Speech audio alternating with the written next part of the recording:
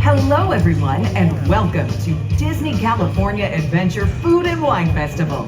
And now, please welcome your host. Hey, how are we doing today on this gorgeous day? Yay, you're here. Thank you so much for coming. I'm so excited to see all of you. Welcome to the 2025 Disney California Adventure Food and Wine Festival. We love it. We love it. I mean, it's so wonderful to eat, dine, and have all this great food. We have 17 new offerings this year. This is our 19th year. Can you believe that? I know, we've been here that long. So we just have all these great demonstrations. We have mixology, beer tasting, wine tasting, and of course our chef demonstrations. So you can go on Disneyland.com/food and wine, and we go all the way through the end of April. So will you do that? Find out all the things we have? Oh, yeah. Wow, am I excited. Can you tell I'm excited? I'm a huge fan of who's going to be up here. Anybody heard of MasterChef? Yeah. She won it. Anybody know what season that was? Season 6? Who the? Oh, I'll let you know. Claudia Sandoval is here. I know. She's very famous for having the bright red hair, so I was a little taken aback. It's gone, but we love it now. She's got a new hair color and everything. So Chef Claudia Sandoval, she learned to cook at a very early age in the kitchen with her mama and her grandmother. I love that. She was born and raised in San Diego, but Claudia's family is actually from Mazatlan. So that's where she got a lot of her inspiration in her cooking from. She, of course, was the winner of the 6th season. We're going to ask all about Gordon Ramsay. We're going to ask the dirt on Gordon Ramsay, okay? So get your questions. I'm going to come out and ask questions. Think of what you want to ask about Gordon. We're going to get it all. She's also led to her best-selling cookbook, which she has, and she's got another one coming, so we're going to talk to her about that as well. She's worked on, I believe she said, 18 different food shows. Isn't that crazy? Some of them include Chopped Junior, and MasterChef Latino. We're going to talk about all that. We've got lots of questions for her, and I cannot wait to see what she makes today. She is the host and executive producer of something called La Mesa Mexa, so we're going to talk about that as well. Are you ready to meet her? Y'all, I'm telling you, her cooking and her heart are as big as her personality. You are going to be in for a treat. Please put your hands together and welcome to the stage the winner of MasterChef Season 6, Claudia Sandoval!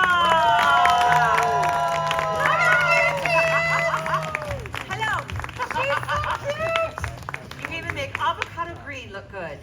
Do I? Yes, we love this. I walked in there and I like saw this green chef coat. I was like, never heard of chef whites, huh? Well, it looks good. California avocado. Claudia, what are we making today? We're making aguachile, a pomegranate aguachile. What is an Have you ever heard of that? aguachile? No, I have not.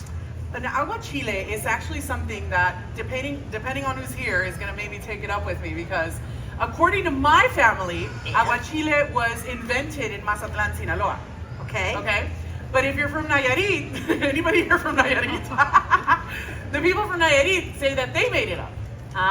The saying goes that aguachile is essentially this thing that was created by fishermen who had just fished, whether they was shrimp or whether it was fish, and they would be out on their little boats, and essentially what they would do is they would have a little bit of that water, of course, that comes with that traditional shrimp, whatever, and they'd add a little bit of chili, ground up chili to it, and that would create this aguachile sauce, right? Water and chili. It was like seawater, of course, at that point. And so traditionally, aguachile is an uncooked protein served with kind of that spicy sauce. In this case, we're going with a little bit different of a protein, and we're obviously going with something a little bit different because it's pomegranate. So yes, pomegranate. I would have never thought to use pomegranate. Yes. Look at that. So maybe we should start with the aguachile. And it's super easy to make. Do you like spicy food? Ish. I like it, my tongue does not. Okay, that's fair. This gentleman sitting here in the white shirt, he's been to all of them. Are you such a fan? I had her picked to win on the 2nd episode. I said, she's gonna win. I never pick right. Oh yeah.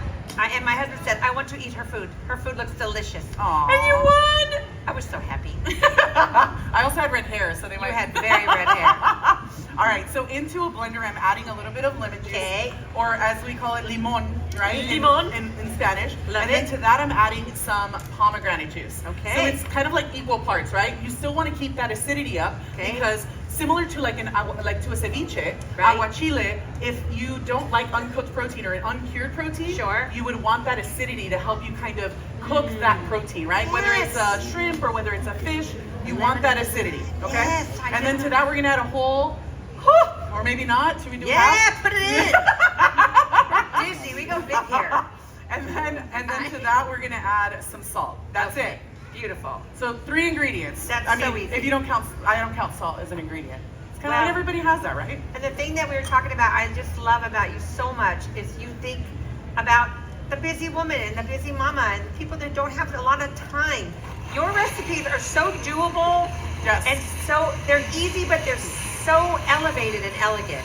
Well, Love it. And one of the things that I like to do with the recipes that I make is I want to create a recipe that not only is easy, but that looks beautiful on the plate, right? It's pink. Yeah. Well, it's really going to be red, but right now because it's been mixed together, Sure. you know, it's a little pink. But essentially, you take Ah. that and you create that juice. You see how it's starting to settle now? Pretty. So I'm going to run that through a fine mesh sieve, and you can leave all of the, you know, all of the bits and pieces of that jalapeno in there if you really want. But for when you Yeah. want to be extra fancy, you want to sieve it. Okay. Okay. Sounds good to me. So here we go. That's our aguachile. Okay. Done. That piece of our recipe is done.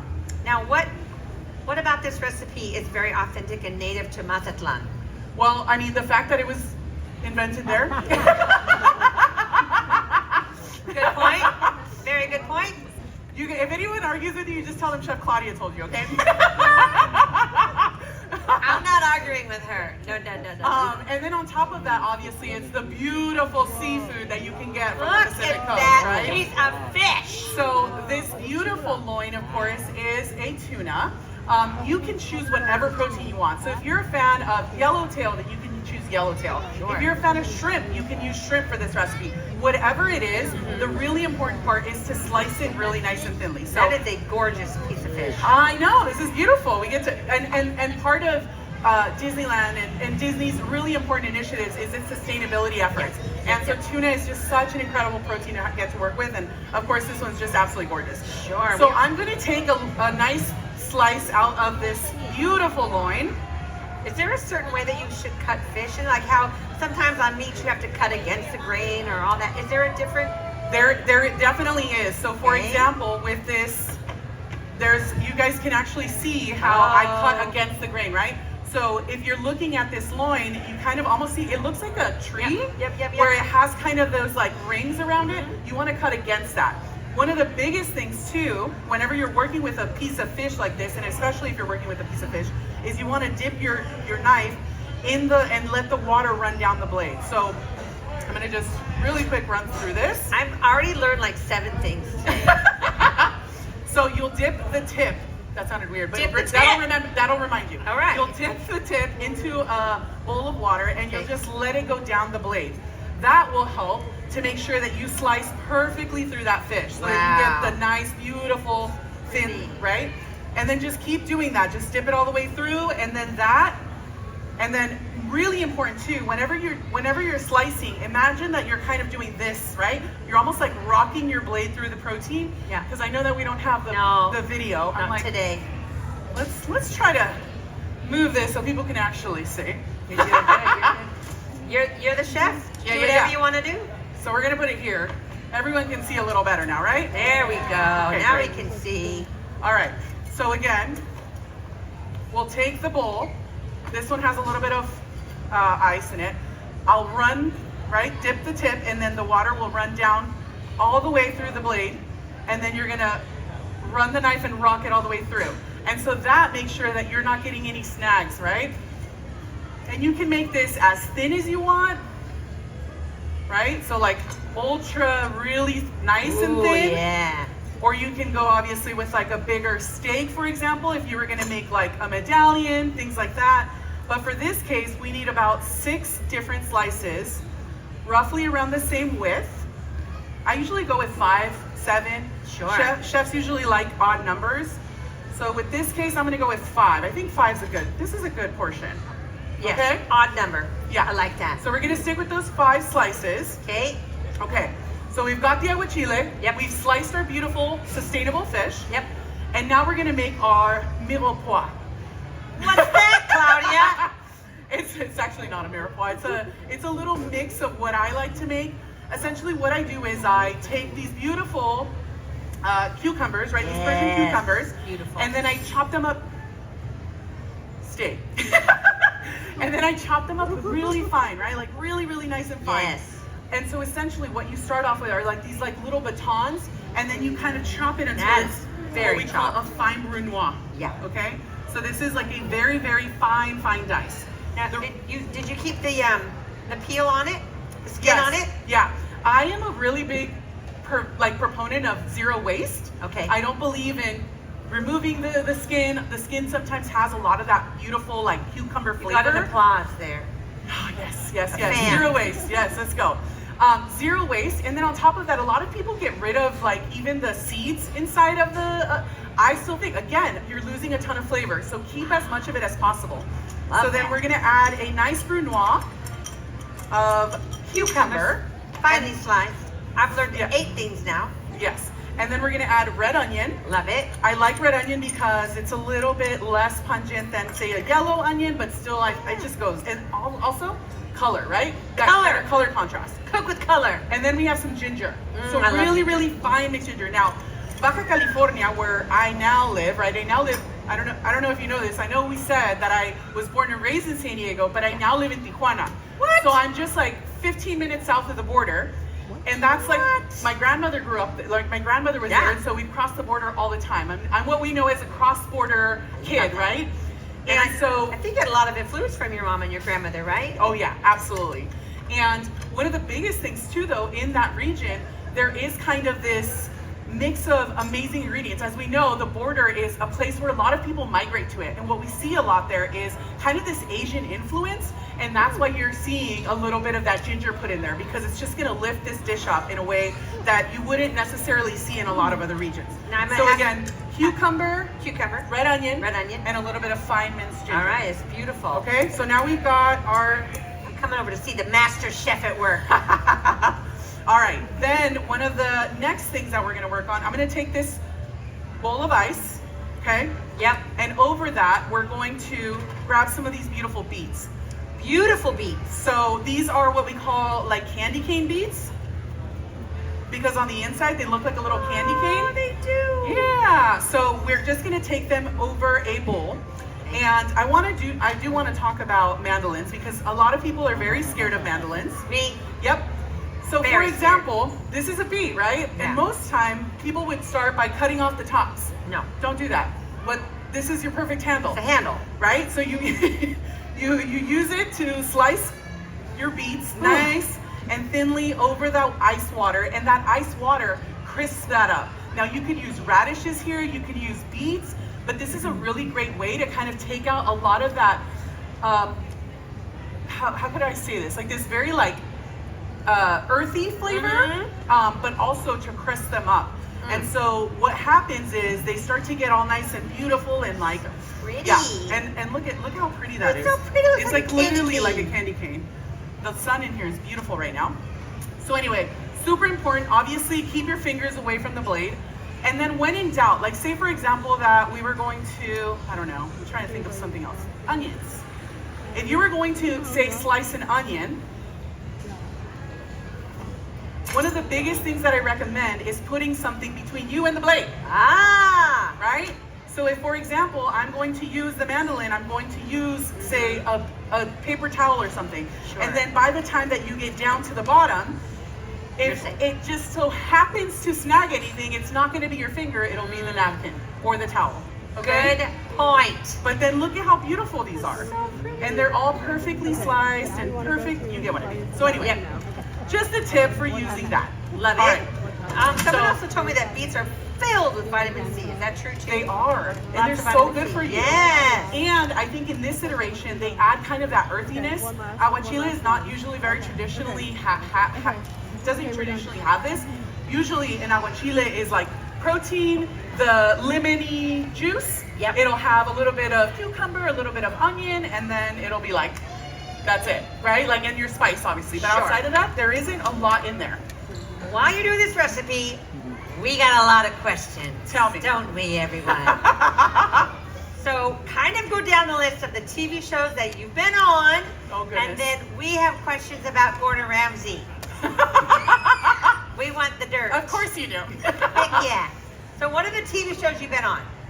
Oh my gosh, where to begin? Okay, so I don't have to name all 18, right? Why not?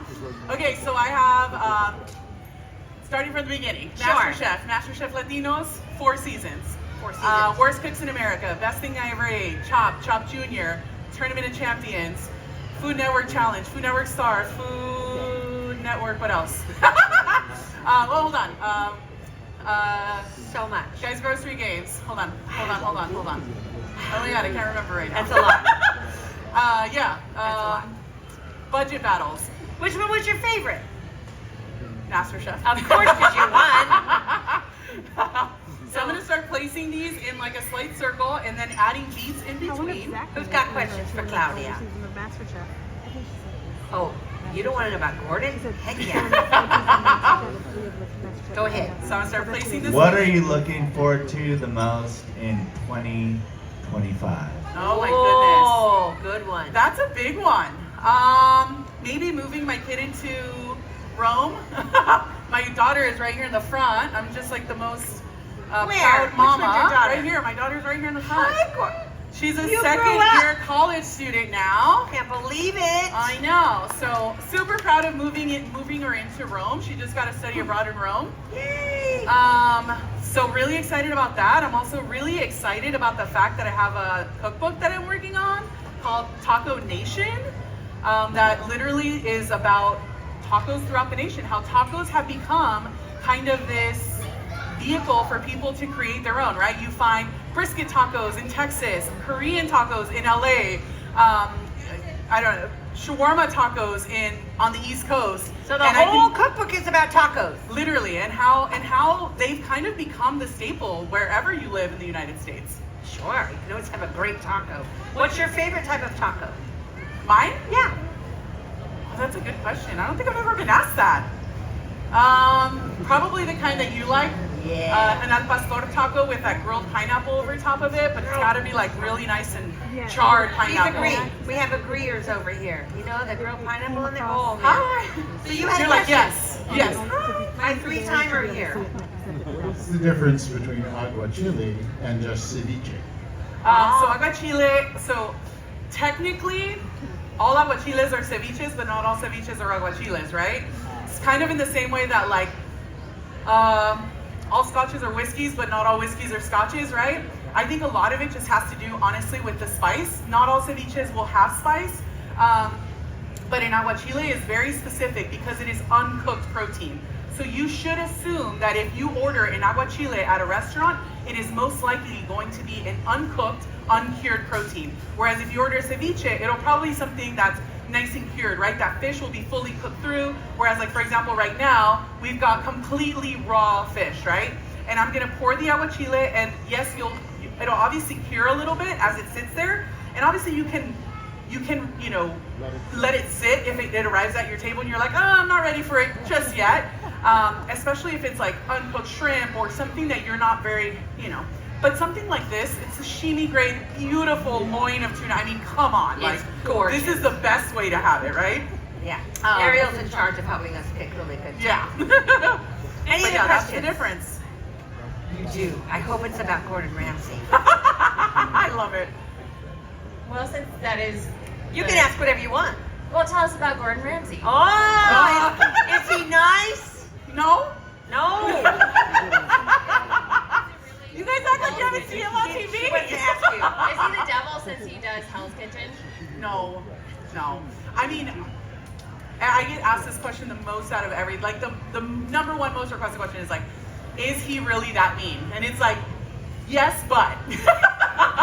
Like, yes, he is, but it's only because he takes his job so seriously. And the way I think about it now, because I've also been on the other side, I know what it's like to be a judge on these shows. people on television, it's hard for them to know what something tastes like. It's hard for them to know what a person did wrong. So then when you're only seeing an edited version of 4 hours into 20 minutes, right? It is hard to be able to tell all those things. And so of course, when a Gordon Ramsay yells at you, you probably deserved it because you've been doing it 17 times. And his name is on the line, right? So if you come out of that competition a winner and you somehow can't deliver, who is that a reflection of? Is it a reflection of MasterChef the brand? Of course not. Is it a reflection of the executive producers? Of course not. It's not a reflection of anyone else other than, of course, the stars of the show, which are like a Gordon Ramsay or yours truly or whoever it is that's judging those competitions. And so that's why they're so harsh. They're like, if you're gonna make it here, it's because you've gone through, hell and back to make sure that you've got the skills necessary to prove yourself both inside this kitchen and outside. Yeah, I love it. Anybody else have any more questions? I'm always curious on that show. Really, is it truly 30 minutes? I mean, is it TV 30 minutes? Or is it, you really do have 30 minutes on the clock? For real? For real, for real? For real, for real. I'm gonna tell you the nobody's listening anyway. We're just here. Yeah. It's just, we're friends, we're best friends. And you're all under NDAs. Truly, it is exactly 60 minutes. However, there is a little bit of a trick. Okay. So usually what they'll do is they'll go, like, right? It'll be like, all right, Raylene, you've got 60 minutes. Are you ready? I'm ready. And then you're like, everyone's like, yeah. And they're like, and run. And then you run, right? Right. And then they'll be like, stop. And then you'll come back and they'll say, we have to read the rules.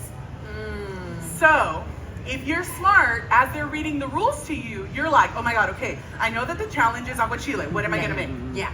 I'm gonna make a pomegranate. And if there's no pomegranates in the kitchen, then I'm gonna make an orange. And if they don't have any oranges, then I'm gonna use tamarind. You get what I mean. So you're not listening to the rules. You can start to, you're not listening to the rules. I love that. The trick is the rules don't change. The rules never change. Okay. So it's like you're gonna be judged on the same thing. It's like taste, texture, innovation, plating, and presentation, by the way. I love So that. all of those things are the things that they judge you on, and so here we are. All right, so he is nice-ish. Sort of. Nice-ish. Anybody else have any questions? He's kind of like a really strict dad, that wants you to do well, but is gonna yell at you if you bring home a B. Because he knows your potential. Yes. We have a question back here. So what's the best tip you've had from cooking, whether it's from a professional or a family member? For cooking, this one is one that I'm just gonna dedicate to my grandma, who is no longer with me. And fast forward to when I had a bakery, I would always tell, I'm always a big believer in surround yourself with people that are smarter than you, that are more intelligent than you, because then you just have to rise to their level, right? So I had the executive pastry chef working under me, that was for one of the biggest restaurant groups in all of San Diego. And I looked up to her. She was she is a goddess. And I would tell her, hey, the blank are ready, the conchas are ready, the churros are ready, whatever. And she would be like, no, they're not. There's still 1 minute and 46 seconds on the clock. There's still 3 minutes to go. And I was like, I hear you, but I can smell the vanilla. And my grandma would always say that when you can smell the vanilla, almost and I know you guys know what I'm talking about. Have you ever baked cookies and out of nowhere, your house just is enveloped by vanilla? You know what I'm talking about, right? Yeah. That was when my grandma would be like, ya soltó la vainilla. The vanilla has been released. And so therefore your cookies or whatever are ready. And I would be like, huh. So anyway, I would say that to Tilly, my friend Tilly, and Tilly would be like, it's not ready. And I'm like, well, go check them. Just go check them. And every time that she would go check them, she was like, what is it with this vanilla thing? Long story short, we did the research. It turns out that vanilla evaporates at 178 degrees. And at that point, it is the perfect temperature for something to be fully baked through. Wow. So something so simple that somebody who had no education in culinary, just by way of just knowing, right? Smell, scent, using your five senses. And so that's why sometimes I think as much as we look up to these chefs who have all of these amazing degrees and they deserve all of the praise because that is such hard work, we also should praise those incredible grandmas, grandpas, friends, family who have worked their way up from the bottom, because along that path, there is so much learning that has to be made, right? Whether it's failures and whether it's gaining something, you always learn so much, and not one is better than the other. They're just different. Cooking from the heart. And Yeah. your daughter following in your footsteps. So this is looking really pretty. What do you think? Really What do you guys pretty. think?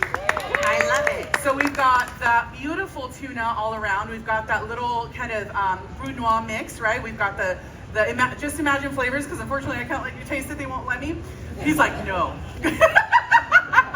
They were like, no. I think he's saying it's for me. Grace he's a foodie. The producers are like, He is mine, a foodie over mine. there. So we've got those beets. We've got some touches of nasturtium. This is the nasturtium. It's like a peppery plant. And then I did some sliced jalapeno just in case we like to keep it extra spicy here. And then what you'll do is you'll pour that aguachile in the center. Ah, and the citrus is kind of cooking that meat, right? Yeah, A little bit. and right now you're not going to be able to. I can't show you guys because obviously it'll spill out. But maybe I can bring it around so some of you guys can come and see. Why? But what I love about it is it's super, super beautiful, bright red. Can you see it? Can you guys see it? I'm so sorry. So pretty. It's not going to work right now. But So beautiful. but so beautiful, so vibrant. And the best part is, if you use like say a whitefish, like a yellowtail, or you use shrimp, then you have that beautiful contrast of this protein in a lighter color with that really bright red. It's gorgeous. It's so pretty. But Yes. one thing we didn't talk about is your new La Mesa Mexa. What's that? It's my series with Bite Originals, Gordon Ramsay's newest Bite Originals. It's Fox and Gordon together. And so it's a YouTube channel called Bite Originals. We did 4 episodes where I specifically choose an ingredient, and then I make a cocktail and I know. Listen, we're at Disney Food and Wine. There's a lot of amazing cocktails around here. I might steal some ideas. Goofy likes to call it giggle juice because, you know. I he like likes that. giggle juice. We're going to start using that. Yeah, it's giggle juice. Yes. So I use an ingredient, say like vanilla, and I Ooh. make ponche, and then I teach you how to make conchas. So How fun. yeah, so we use like all of these different ingredients to make like one dish and one cocktail, and it's amazing. It's called La Mesa Mexa, which means the Mexican table. Love it. In shortened version. And then on your website, which Yes. is, ChefClaudiaSandoval.com. you can buy her first cookbook, which Yes. is titled What was it called? Just kidding. See, but we're gonna Claudia's do it. Cocina, A Taste of Mexico. Yeah, and we Yes. cannot wait for your taco cookbook too. Yes, Taco Nation. You'll have to look for that one next year for sure. have so Maybe I'll much- have it here by then. You'll have so much going on. You're going to visit your daughter in Rome. I don't know if If y'all I come enjoyed back. Claudia Sandoval up here making us this beautiful dish. She's really famous, y'all. Amazing. We loved having you so much. Make sure you go on her website, order her cookbooks, pre-order the new one that's coming out, follow along with her success because she's very successful. And oh, you got it. You have her cookbook. She's going to be right over here signing it for you. What? Yay! Yeah, so she'll be right over here saying hi to all of you. You can take photos with her, have her sign your cookbooks and everything. Give us a big, huge round of applause for Miss Claudia Sandoval. Thank you for coming out today. We had a great time with all of you. Thank you. Thank you for joining us for this special presentation. We hope you enjoy a delicious day at Disney California Adventure Food and Wine Festival.